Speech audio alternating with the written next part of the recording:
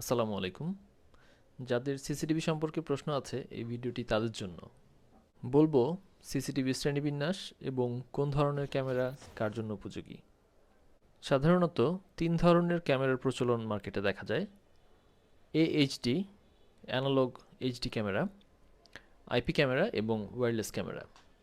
DVR digital video recorder, এই DVR এর মাধ্যমে যে সকল ক্যামেরা চলে ওগুলোই মূলত AHD ক্যামেরা। আরেকটা সিস্টেম হচ্ছে ওয়্যারলেস সিস্টেম।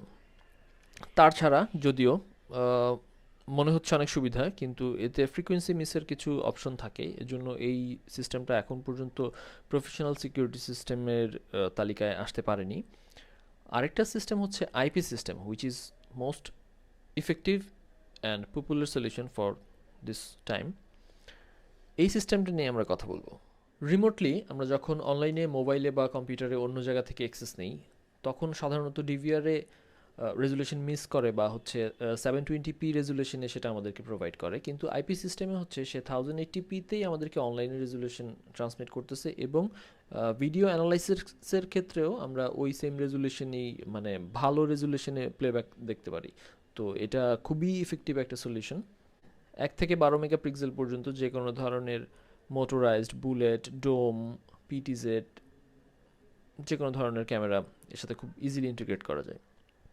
সময়ের সাথে সাথে বিভিন্ন পার্টস পরিবর্তন করে আমরা এটাকে আপগ্রেড করতে পারি, মানে পুরো সিস্টেমটার মেজর কোনো চেঞ্জ ছাড়াই আমরা এটাকে সচল রাখতে পারি। তো এখন যেই ডিভাইসটা আমরা ব্যবহার করছি, আগামী 2 বছর পর বা 1 বছর পর এটা একটু ব্যাকডেট হয়ে যায়, নতুন কোনো ডিভাইস চলে আসছে নতুন কোনো ফিচার্স নিয়ে। তো ওই ফিচার্স সম্বলিত ডিভাইসগুলো আমাদের এক্সিস্টিং নেটওয়ার্কে যদি কম্পিটেবল না হয়, তাহলে আসলে আমাদের পুরো সিস্টেমটা চেঞ্জ করতে হয়, এতে করে একটা বিশাল ইনভেস্টমেন্ট, আবার রিইনভেস্টমেন্ট। তো এটা যেহেতু আপডেট টেকনোলজিগুলোকে ইন্টিগ্রেট করতে পারে, তো আমাদের পুরো বেস সিস্টেমটাকে চেঞ্জ করতে হয় না। এটা একটা বিশাল অপরচুনিটি। প্রাথমিকভাবে এর খরচটা একটু বেশি হলেও লং রানে এটা আসলে খুব সাশ্রয়ী প্রমাণ করে। যেমন হচ্ছে এর আহ, সবগুলো ইকুইপমেন্টসই একটু এক্সপেন্সিভ। আপনার টোটাল সেট আপটা যদি আপনি আইপিতে দাঁড় করাতে চান, 4টা ক্যামেরা দিয়ে ডিভিআর সিস্টেমে যা খরচ পড়তো, এনভিআরে বা আইপি সিস্টেমে দেখা গেছে এর চেয়ে 1.5 গুণ বেশি খরচ পড়তেছে। তো ডিভিআর যদি 5 বছর টিকে, কিন্তু আইপি সিস্টেমটা তো আপনি লং রানের জন্য এটা, মানে একটা ফিক্সড অ্যাসেট, আপনার ফিক্সড ইয়ে হিসেবে থাকতেছে। তো লং রান হিসাব করলে আপনার দেখা গেছে যে এটার মেইনটেনেন্স কস্ট বা হচ্ছে এটা থেকে যে বেনিফিট পাচ্ছেন সব কিছু হিসাব করলে এটা খুবই বেনিফিটেড এবং কস্ট এফিশিয়েন্ট। এক্সিস্টিং নেটওয়ার্কে কোনো টেকনোলজি যদি থাকে এরকম, যেমন অ্যালার্ম, অ্যাক্সেস কন্ট্রোল বা লাইটিং সিস্টেম, মানে সিকিউরিটি রিলেটেড অন্য কোনো একই নেটওয়ার্কে যদি অন্য কোনো ইকুইপমেন্টস থাকে বা সলিউশন থাকে, ওইটাকে এটার সাথে, এই নেটওয়ার্ক সিস্টেমের সাথে ইন্টিগ্রেট করা যায়। এইটাও একটা খুব ভালো ফিচার।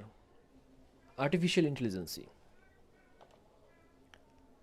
এই সিস্টেমে অনেক ধরনের এআই টেকনোলজি ইউজ করা যায়, যেমন হচ্ছে human detection, vehicle tracking, cross line detection, object identify, face recognition, LPD licence plate detection, এই টাইপের অনেক ধরনের এআই টেকনোলজি এখন আমরা সিসিটিভিতে ব্যবহার করি। কারণ ফ্যাক্টরিতে দেখা গেছে কিছু কিছু জায়গায় রেস্ট্রিক্টেড এন্ট্রি, ওখানে আসলে কারো যাওয়ার কথা না, কিন্তু কেউ যদি আসে, মনিটরের আন্ডারে না রাখি ওইটাকে আমরা আসলে ট্রেস করতে পারবো না যে ওখানে কেউ গেছিল কিনা।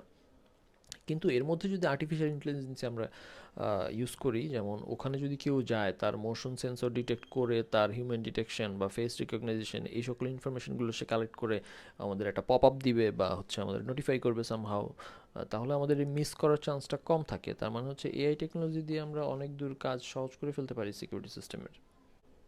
এই গেল আইপি ক্যামেরার গুণগান। কেন আমরা আইপি ব্যবহার করব?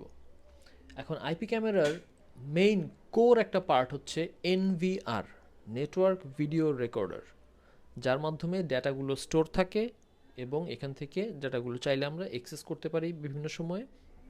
এখন অনেক ধরনের এনভিআর আছে: স্ট্যান্ড অ্যালোং এনভিআর, পিসি বেসড, সফটওয়্যার বেসড এনভিআর, তারপরে embedded NVR, cloud based NVR.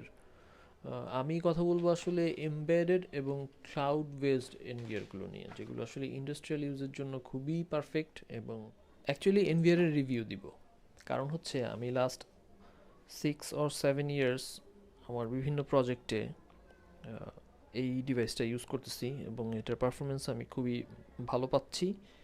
আমার ক্লায়েন্ট স্যাটিসফাই, আমিও স্যাটিসফাই। তো এইটার স্পেশাল ফিচারগুলো আমার মনে হয় আপনাদের সাথে শেয়ার করলে আপনারা আপনাদের জন্য রাইট চয়েসটা করতে পারবেন যে আসলে আমার জন্য কোন ডিভাইসটা ইউজফুল। আমি এর ফিচার্সগুলো বলার চেষ্টা করছি, আপনারা দেখেন আপনাদের রিকোয়ারমেন্টের সাথে ম্যাচ করে কিনা। বিভিন্ন ধরনের এনভিআর বিভিন্ন ধরনের কাজে লাগে। মানে হচ্ছে আমার বাসাবাড়ির জন্য যে ধরনের এনভিআর, স্ট্যান্ডঅ্যালোন এনভিআর হলে কাজ হয়ে যায়। স্ট্যান্ডঅ্যালোন এনভিআর মানে হচ্ছে এর সাথে পিইও পোর্ট দেওয়া আছে চারটা, আপনি চারটা ক্যামেরাকে কানেক্ট করে জাস্ট সিম্পল চারটা তার দিয়ে কানেক্ট করে দিলেই পুরো সিস্টেমটা লাইভ হয়ে গেল। এতে কোনো ক্রিটিক্যালিটি নাই বা কোনো রকম ঝামেলা ছাড়া। তারপর পিসি বেস যেগুলো আছে, আপনার পিসির সাথে সফটওয়্যার ইনস্টল করে ওই নেটওয়ার্কের মাধ্যমে ক্যামেরাগুলো কানেক্ট করা যায়। এটাও একটা ইফেক্টিভ সলিউশন, বাট হচ্ছে এমবেডেড সলিউশনটাকে কেন আমি প্রেফার করি, এমবেডেড সলিউশনগুলোতে আপনার স্পেশাল ফিচারটা হচ্ছে আপনাকে কিছু লিমিটেড ডেটা আপনাকে অনলাইনে অ্যাক্সেস করতে দিবে। মানে স্টোরেজ ডেটা আপনার অলরেডি স্টোর হয়ে আছে ডাটা এনভিআরের ভেতরে, এই ডাটাগুলোকে আপনারা পরবর্তীতে অ্যাক্সেস নিতে পারবেন অনলাইনে।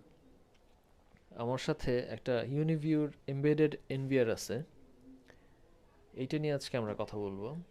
এইটার ফিচার্সগুলো আমি ডেসক্রিপশনে দিয়ে দিব। আর হচ্ছে এখন এটার কি ফিচারগুলো যেগুলো আমি স্পেশালি খুব উপকার পেয়েছি বা হচ্ছে আমার কাজের ধরন অনুযায়ী এটা ওকে উইথ দিস, এই বিষয়গুলো আমরা আলোচনা করব। এটাতে হচ্ছে দুইটা নিক কার্ড। একটা নিক কার্ডে আপনি সবগুলো ক্যামেরা কানেক্ট করলেন, আরেকটা নিক কার্ডে আপনার এক্সিস্টিং নেটওয়ার্ক থেকে একটা আইপি দিয়ে এটাকে কনফিগার করে দিলেন।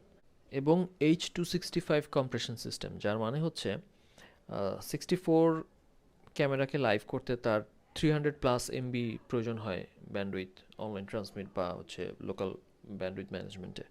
তো H.265 কম্প্রেশন সিস্টেমটা হচ্ছে যেই সকল ক্যামেরায় মুভমেন্ট কম বা স্টিল আছে, ওই সকল ক্যামেরাগুলোকে সে মুভমেন্টের বেসিসে বিটরেট কমায়ে খুব লো স্পেসে কনভার্ট করে স্টোর করে, বা হচ্ছে এটাকে অনলাইনে ট্রান্সমিটও করে ওই সেমভাবে। তাইলে আমার যদি 5 Mbps নেওয়া থাকে ব্যান্ডউইথ, এই 5 Mbps এর মধ্যে দিয়েই আমার 64টা ক্যামেরা আমি অনলাইনে ট্রান্সমিট করতে পারতেছি খুব ভালোভাবে। কারণ হচ্ছে সবগুলো ক্যামেরার মধ্যে সেম ধরনের মুভমেন্ট হচ্ছে না, তো সে অ্যানালাইসিস করে ডাটাকে কম্প্রেস করে ওই 5 MBর মধ্যেই সে এটাকে প্যাক করে পাঠাচ্ছে। তো যেই সকল ক্যামেরাতে মুভমেন্ট কম ওইগুলোকে লো প্রায়োরিটি দিয়ে, যেগুলোকে ক্রিস্টাল ক্লিয়ার দেখানো দরকার সেগুলোকে হাই প্রায়োরিটি দিয়ে ওইভাবে করে সে একটা এআই টেকনোলজির মাধ্যমে ডাটা ট্রান্সফার করতেছে, হুইচ ইজ ভেরি ইম্পর্টেন্ট। কারণ হচ্ছে আমাদের সব জায়গায় খুব হাই স্পিড ইন্টারনেট প্রোভাইড করতে পারে না। তো এটাকে অনলাইন ট্রান্সমিট করতে গেলে এই সিস্টেমের বিকল্প এখন পর্যন্ত আর নাই। তারপর আসছে এর মধ্যে 1 থেকে শুরু করে 12 মেগাপিক্সেল পর্যন্ত বিভিন্ন ধরনের ডোম, বুলেট, পিটিজি ক্যামেরা ব্যবহার করতে পারবেন। এর মধ্যে কোনো রকম বাধা নিষেধ নাই যে আপনি 2 মেগা লাগাইছেন আপনার সবগুলো 2ই লাগাইতে হবে, বা 5 ইউজ করতেছেন সব 5ই ইউজ করতেছেন। যখন 12 মেগাপিক্সেল আসছে মার্কেটে তখন আপনি 12 মেগা কিনে এনে লাগাইলেন, আপনার এক্সিস্টিং আছে 2 মেগাপিক্সেল, চলতেছে না, সাপোর্ট করতেছে না, এরকম কোনো প্রবলেম হবে না। আপনি যত আপগ্রেডেশন আছে সব এটার মধ্যে ইমপ্লিমেন্ট করতে পারবেন, ইট উইল ওয়ার্ক। এটার স্টোরেজ ক্যাপাসিটি হচ্ছে 8টা স্লট, 8টা স্লটে 8 TB করে ইউজ করতে পারবেন। যদি আমি H.265-এ কম্প্রেশন করি তাহলে 35 to 40 day plus, 40 days plus record রাখতে পারবেন। আর যদি আমি ফুল পিক পারফরমেন্সে এটাকে রেকর্ড করি 5 থেকে 8 মেগাপিক্সেলের ক্যামেরা দিয়ে ফুল ফর্মে, 30 দিনের মতো ডাটা স্টোর করা যাবে। তো কমপ্লেন্স রিকোয়ারমেন্ট আসলে 45 days। 45 days আমরা ওই H.265টা আমাদের খুব কাজে দেয় এই স্টোরেজটা ইনক্রিজ করার ক্ষেত্রে। তাইলে এর চেয়ে উপকারী এনভিআর তো আমার জানা মতে আর নাই। কই পাবেন, কেমনে কি, টোটাল ডিটেলসটা আমি ডিসক্রিপশনে দিয়ে দিব। যদি প্রয়োজন হয় এটা সম্পর্কে আরও কিছু ইনফরমেশন জানার বা এটা টেকনিক্যাল স্পেসিফিকেশনগুলো জানার বোঝার, আপনি যোগাযোগ করতে পারেন। আর আমি চিন্তা করতেছি যে এই হচ্ছে এনভিআরটা গেল, এটার সাথে ক্যামেরা, হার্ড ডিস্ক, আমার নেটওয়ার্কিং ইকুইপমেন্টস, ফাইবার, কি বলে, এসএফপি মডিউলার, তারপরে আরও অনেক নেটওয়ার্কিং ইকুইপমেন্টস আমরা এটাকে পুরো সিস্টেমটা স্টাবলিশ করতে প্রয়োজন হয়। তো একে একে আমি সবগুলোর ফিচার বলবো, এবং সবচেয়ে ইম্পর্টেন্ট হচ্ছে ক্যামেরা। সব ক্যামেরা কিন্তু একরকম না, এক এক ক্যামেরার লেন্স এক এক রকম, এক এক ক্যামেরা বানানো হয়েছে এক এক এনভায়রনমেন্টের জন্য। লাইটিংস, মানে এখানে লাইটের ব্যাপার আছে, এখানে ওয়েদার প্রুফের ব্যাপার আছে, এখানে হিট সহ্য করার ক্ষমতার ব্যাপার আছে, তারপরে এআই টেকনোলজি আছে। মানে সব কিছু মিলিয়ে এক এক ক্যামেরাকে এক এক ধরনের এনভায়রনমেন্ট বা পারপাসের জন্য বানানো হয়েছে। তো কোন ক্যামেরা আসলে কি কাজ করে, বা হচ্ছে আমাদের জন্য সহজ 3-4টা ওয়ে আমি বানানোর চেষ্টা করব, বা হচ্ছে আমার এতদিনের এক্সপিরিয়েন্সে আমরা 3 থেকে 4টা মডেলের ক্যামেরা সিলেক্ট করেছি, যেটা দিয়ে আসলে কমন প্রবলেমগুলো সলভ করা যাবে। তো ওই ক্যামেরাগুলোর স্পেশাল ফিচার্সগুলো সম্পর্কে আমি একটা ভিডিও বানাবো, আপনারা ক্যামেরাগুলো সম্পর্কে জানতে পারবেন, এবং আসলে আপনাদের ডিসাইড করতে সুবিধা হবে যে আপনার এই জায়গার জন্য আপনার কী টাইপের সলিউশন প্রয়োজন হয়। কি আমরা যখন ক্যামেরা সেটআপের কথা চিন্তা করি, আমরা বিভিন্ন ধরনের ভেন্ডরদেরকে ডেকে ভিজিট করাই, তারা যা বলে তাই আমরা ভালো মনে করি। আসলে আমাদের নলেজ খুবই কম, এই জন্য আমরা আসলে ডিসাইড করতে পারি না কারটা বেস্ট। একজনের প্রাইস দিচ্ছে 10,000, একজনের প্রাইস দিচ্ছে 20,000, একজনে 1 লাখ, কেন এত ডিফারেন্স, কী কারণে? তো এই ব্যাপারগুলো বোঝার জন্য আসলে আপনার এই টেকনোলজি সম্পর্কে বুঝতে হবে আগে।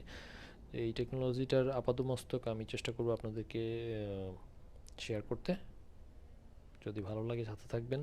Thank you so much.